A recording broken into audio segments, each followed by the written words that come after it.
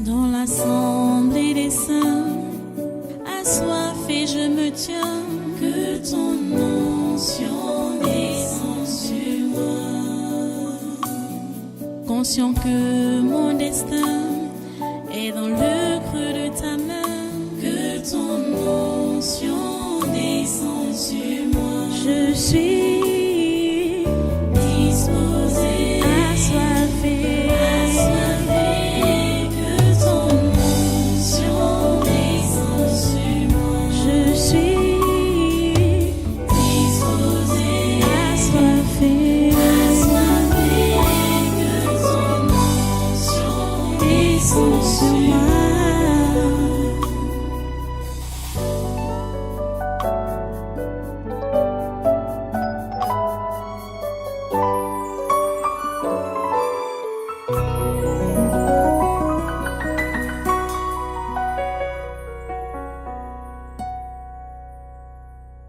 Oui, prenez donc votre Bible maintenant.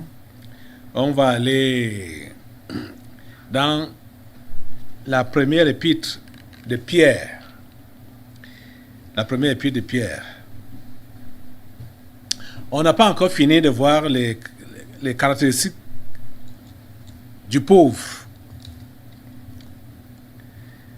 Il faut vraiment que tu sois, c'est-à-dire que tu sois imprégné de ça en tant que chrétien, que tu es pauvre. Ça doit être imprégné dans ton esprit. Tu dois marcher avec ça, tu dois vivre avec, tu dois dormir avec ça. Et je ne cesse d'insister sur l'exemple de David, vous faisant comprendre que David lui-même avait une référence. Je parle de lui parce que il est un homme. Il a été un homme naturel comme toi et moi. Mais c'est Jésus qu'il représentait. Et c'est Jésus qu'il manifestait, c'est-à-dire le caractère de Jésus qu'il manifestait à l'avance. Allons d'abord dans 1 Pierre, chapitre 2. 1 Pierre, chapitre 2. Bon, peut-être d'emblée comme ça, je voudrais aider ceux-là qui ne sont pas les lecteurs de la Bible et qui ont été un peu dans la confusion dimanche par rapport au texte qui parlait de la désobéissance de Saül. C'était 1 Samuel 15 et non 1 Samuel 16. Comme j'avais dit, je lisais dans 1 Samuel 15, mais j'avais dit 1 Samuel 16. Quand je parlais par exemple du verset 30 de 1 Samuel 15 donc, où Saül dit encore, j'ai péché, maintenant je te prie, honore-moi en présence des anciens de mon peuple et en présence d'Israël. Reviens avec moi et je me prosternerai devant l'Éternel, ton Dieu. C'est 1 Samuel 15 et non 16. Donc je sais que celui qui était attentif ou ceux qui sont lecteurs de la Bible, ils sont tombés sur le passage. Ok, allons pour le texte d'aujourd'hui d'abord. 1 Pierre chapitre 2 donc. 1 Pierre chapitre 2 à partir du verset 20. 1 Pierre chapitre 2 à partir du verset 20. Voici ce qui est écrit. En effet, quelle gloire y a-t-il à supporter de mauvais traitements pour avoir commis des fautes? Mais si vous supportez la souffrance lorsque vous faites ce qui est bien, c'est une grâce devant Dieu. Et c'est à cela que vous avez été appelés, parce que Christ aussi a souffert pour vous, vous laissant un exemple afin que vous suiviez ses traces. Lui qui n'a point commis de péché et dans la bouche duquel il ne s'est point trouvé de fraude. Lui qui injuriait ne rendait point d'injure, maltraité ne faisait point de menaces, mais s'en remettait à celui qui juge justement. Lui qui a supporté lui-même, lui qui a porté lui-même nos péchés en son corps sur le bois, afin que, morts au péché, nous vivions pour la justice, lui par les meurtrissures duquel vous avez été guéris. Car vous étiez comme des brebis errantes, mais maintenant vous êtes retournés vers le pasteur et le gardien de vos âmes. Alléluia. Prions le Seigneur. Notre Dieu, nous te remercions pour ta parole de cet instant, ta parole de ce jour, ta parole de ce moment. Oh Dieu, s'il te plaît, imprègne-la dans ces cœurs qui la suivent en cet instant. Et si au tabernacle de la liberté et partout où cette parole est suivie, s'il te plaît, Père Saint, accomplis ta volonté dans ces précieuses vies. Nous attendons à toi. Nos yeux sont fixés sur toi, Seigneur. Nous comptons sur toi, Seigneur, pour que tu accomplisses ta volonté parfaite dans nos différentes vies et dans ton Église. Nous voici, Seigneur. Fais ce que tu veux faire avec nos vies pendant ce temps. Et dans les jours à venir, à partir de cette parole que tu nous donnes aujourd'hui. C'est au nom de Jésus que nous te prions. Amen. Amen. Alléluia. Merci Seigneur. Ok, maintenant asseyez-vous dans sa sainte présence et soyez les bienvenus à ce culte, à ce congrès du surnaturel du 24 février 2022. Voilà, nous continuons donc à voir les caractéristiques du pauvre. Vous voyez, ce qu'on décrit de Jésus là nous montre clairement comment il s'est vidé, il s'est dépouillé. Il avait renoncé à lui-même. Le pauvre doit avoir pour caractéristique le renoncement à soi. On a vu ça. L'esprit de non-justification, il doit être prompt à se repentir, à reconnaître ses erreurs. Il ne se justifie pas. Il doit s'humilier. Il ne s'enorgueillit pas. Il doit rester effacé. Le pauvre en esprit. Il doit rester effacé. Et il doit être prompt à aider les autres pauvres. Si le pauvre, selon tout ce qu'on a déjà, on s'est déjà dit là, il manifeste réellement son caractère, forcément, il va s'occuper des autres pauvres. Donc, il va les aider à être sauvés. Et c'est la mission que Dieu nous a confiée. N'oublions jamais ça.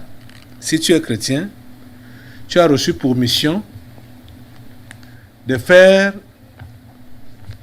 que les païens deviennent chrétiens. Donc, t'occuper des pauvres. C'est ça. S'occuper des pauvres, ce n'est pas nécessairement quand on va donc penser seulement aux pauvres matériels pour leur donner à manger, leur donner un abri. Le psalmiste a dit, c'est toujours le roi David, verset 2 du psaume 41, « Heureux celui qui s'intéresse aux pauvres. Au jour du malheur, l'Éternel le délivre. L'Éternel le garde et lui conserve la vie. Il est heureux sur la terre.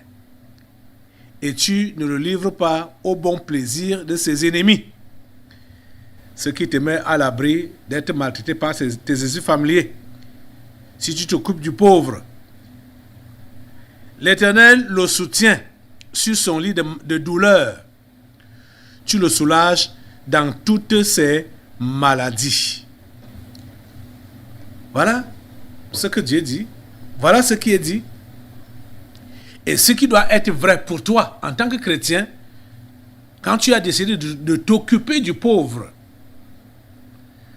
tu n'as aucun souci à craindre par rapport au harcèlement ou aux attaques de tes familiers. Ils ne peuvent rien te faire, ils vont rien te faire. Même au niveau des maladies. C'est-à-dire, l'océan va s'occuper de toi quand tu t'occupes de ces choses. Quand tu t'occupes à ce que les pauvres en esprit soient sauvés. L'océan va s'occuper de toi. Tu comprends ça? Donc, ce que nous voyons, le pauvre en esprit, le style que Dieu a créé, est réellement altruiste. Il est porté à secourir, à aider les autres. Il n'est pas égoïste. Il n'est pas concentré sur lui-même.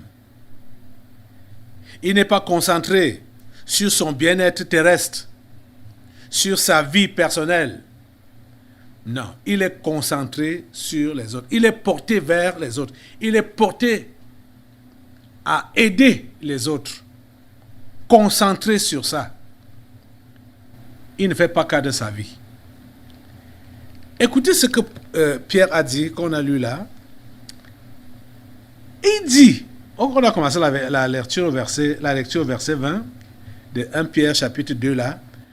En effet, quelle gloire y a-t-il à supporter de mauvais traitements pour avoir commis des fautes? Mais si vous supportez la souffrance, lorsque vous faites ce qui est bien, c'est une grâce devant Dieu. Ça veut dire quoi? Toi, chrétien, tu dois déjà être préparé mentalement que tu vas souffrir parce que tu vas faire du bien ou parce que tu fais du bien. Tu dois être préparé psychologiquement, spirituellement, même physiquement, que cette vie chrétienne que tu as adoptée, cette vie que Dieu te demande de mener, une vie de justice, une vie de pureté, une vie de sainteté, cette vie-là va t'apporter des troubles. Tu dois être préparé psychologiquement comme ça. Et ça ne doit pas te gêner. Si pour avoir fait du bien, tu es maltraité, tu es malmené, tu es critiqué, ça ne doit pas te gêner. Et dans ton esprit, je veux que tu le comprennes, que il faut que tu sois préparé comme ça, déjà mentalement, que en tant que chrétien, en tant que représentant de Dieu, donc sur terre, celui-là qui est appelé à aider les autres pauvres, donc à aider des simples à retourner vers leur Dieu, cette tâche ne te sera pas facile. Que durant ton parcours, tu vas rencontrer de l'hostilité, de l'opposition. Donc tu dois déjà te préparer mentalement, moralement, que c'est ça qui va t'attendre et ne te décourage donc pas quand tu es devant ces attaques ou ces critiques. Tu comprends ça? C'est ça que tu dois comprendre. Hein? Pierre a dit, en effet, quelle gloire y a-t-il à supporter de mauvais traitements pour avoir commis des fautes? Donc, si la justice populaire se verse sur toi parce que tu as volé, tu vois, tu reçois, quelle gloire! Il n'y a pas de gloire en ça. Mais si la justice populaire peut se ruer sur toi parce que tu as chassé un démon qui s'est incarné dans quelqu'un et qui a pris le nom de la personne là, comme les gens de Equinox ont invité la justice populaire contre moi à cause de délivrance qui a lieu ici. Tu ne dois pas te faire de soucis par rapport à ça. C'est pourquoi je ne me fais pas de soucis. Je suis traîné à la justice chaque fois. Je peux dire tous les jours, puisque mes dossiers sont dans les tribunaux, tous les jours, à cause de ce qui se passe ici, là. Vous comprenez? Je ne fais pas de ça aucun cas. Je ne fais pas de ça aucun cas. Je n'ai pas cherché ça. On va dire diffamation, machin, tout ça là. Je n'ai pas... Ça dit, Dieu m'est témoin. Vous-même, vous êtes témoin. Que depuis que je prêche l'évangile, je prêchais ici, là. Je n'avais jamais indexé quelqu'un. Que je me mets au pupitre ici et je commence à dire qu'ok, aujourd'hui on va parler de tel faux prophète, tel ceci, tel cela. C'est sorti ici pendant les délivrances. C'est sorti ici. Vous comprenez? Même comme j'avais les indices pour plusieurs, je ne m'étais jamais prononcé contre eux avant que leurs esprits ne viennent parler dans les corps ici, là. On va dire que j'ai diffamé. J'ai diffamé qui? J'ai diffamé personne. Et quand ça sort déjà comme ça, que ces gens-là viennent parler dans les corps ici, là, qui suis-je pour me taire ou pour dire aux esprits là, ne fais pas ça. Ne parle pas comme ça. C'est un serviteur de Dieu là-bas. Quand l'Esprit de Dieu m'a déjà dévoilé que c'est un faux, et je vais dire que c'est un vrai, ok. Non, faut pas quand même... il ne faut pas quand même trop demander. Donc, c'est pourquoi, toi, enfant de Dieu, tu dois être prêt à accepter les persécutions qui seront orientées contre toi. Parce que tu es dans la vérité, parce que tu défends la vérité et la justice, et parce que tu prêches le vrai évangile. Ce n'est pas parce que tu provoques les gens ou tu es impliqué dans des histoires sales. Non. Tu ne dois pas être impliqué dans des histoires sales. Tu comprends, non? Tu n'as aucune gloire pour ça.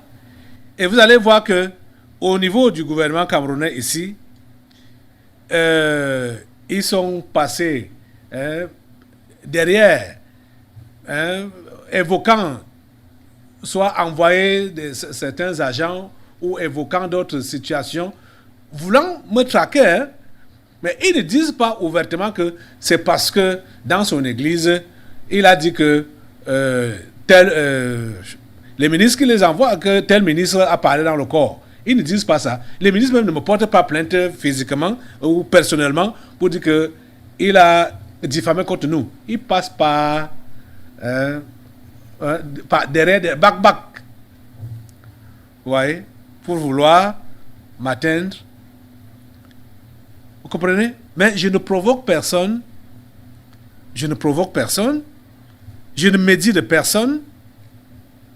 Comprenez? En effet, quelle gloire y a-t-il à supporter de mauvais traitements pour avoir commis des fautes?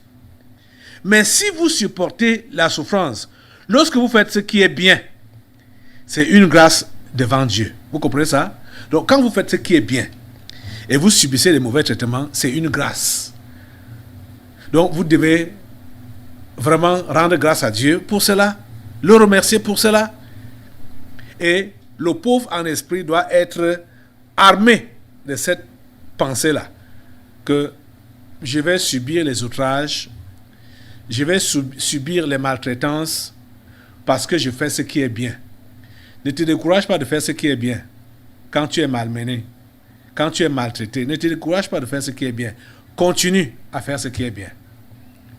Tu as compris ça? Et écoute, le verset 21 dit, et c'est à cela que vous avez été appelés. Vous comprenez? Oh. Vous avez été appelés à quoi? À supporter la souffrance lorsque vous faites ce qui est bien. C'est à cela que vous avez été appelés.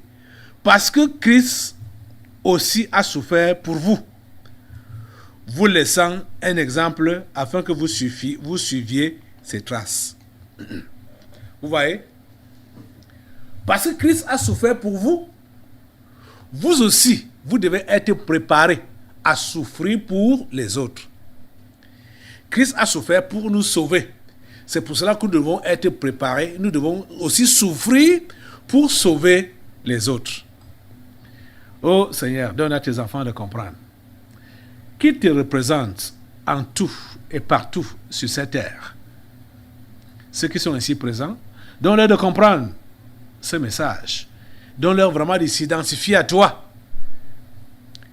et de comprendre que ils ne doivent jamais avoir un comportement arrogant, qu'ils doivent toujours s'humilier, s'abaisser, accepter l'humiliation, accepter la souffrance pour sauver les autres. S'il te plaît, Père Saint, c'est ma prière à toi. Au nom de Jésus. Et c'est à cela que vous avez été appelés. Parce que Christ aussi a souffert pour vous. Vous laissant un exemple afin que vous suiviez ses traces. Vous laissant un exemple afin que vous suiviez ses traces. Lui qui n'a point commis de péché et dans la bouche duquel il ne s'est point trouvé de fraude. Lui qui injuriait ne rendait point d'injure, maltraité ne faisait point de menaces, mais s'en remettait à celui qui juge justement. Lui qui a porté lui-même nos péchés en son corps sur le bois, afin que, morts au péché, nous vivions pour la justice.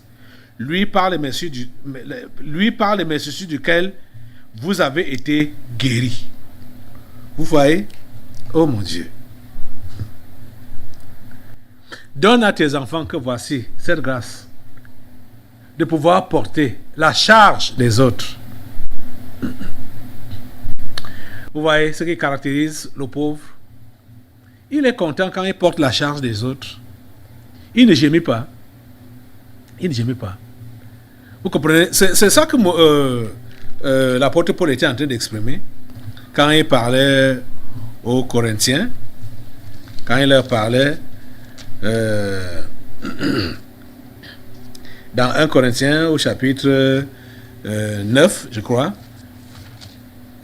Dans 1 Corinthiens au chapitre 9, on va aller là. Oui, chapitre 9, verset 16. Voici ce qu'il disait. Si j'annonce l'évangile, ce n'est pas pour moi un sujet de gloire, car la nécessité m'en est imposée. Et malheur à moi si je n'annonce pas l'évangile. 1 Corinthiens chapitre 9, verset 16. Et verset 17, il dit, si je le fais de bon cœur, j'en ai la récompense. Mais si je le fais malgré moi, c'est une charge qui m'est confiée. Vous voyez? Oh mon Dieu. Oh mon Dieu, ta grâce. Oh mon Dieu, ta grâce. Si je le fais de bon cœur, j'en ai la récompense. Mais si je le fais malgré moi, c'est une charge qui m'est confiée. Quelle est donc ma récompense? C'est d'offrir gratuitement l'évangile que j'annonce, sans user de mon droit de prédicateur de l'évangile. Vous voyez? Dans l'assemblée des saints, assoiffé je me tiens, que ton onction descende sur moi. Conscient que mon destin est dans le creux de ta main, que ton onction descende sur moi. Je suis disposé, assoiffé, que ton onction descende sur moi. Je suis disposé, assoiffé, que ton onction descende sur moi.